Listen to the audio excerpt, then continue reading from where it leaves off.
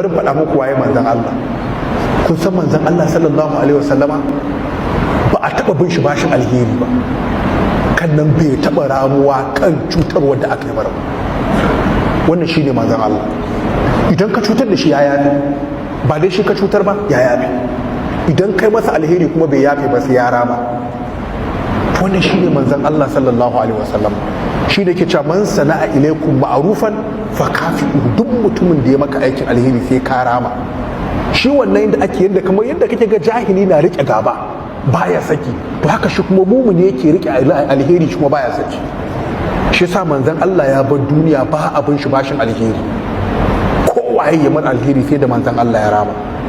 Waɗannan su ma suna daga cikin waliyan Allah in kana da irin wannan ɗabi'a. Idan kana da ɗabi'ar in mutum ya maka mummunan abu za ka maida masa da abin da yake mafi kyawu, kana daga cikin kai ma waliyan Ubangiji. Shi ne idfa billati hiya ahsan, kuma sai aka ce da kai akwai riba a duniya.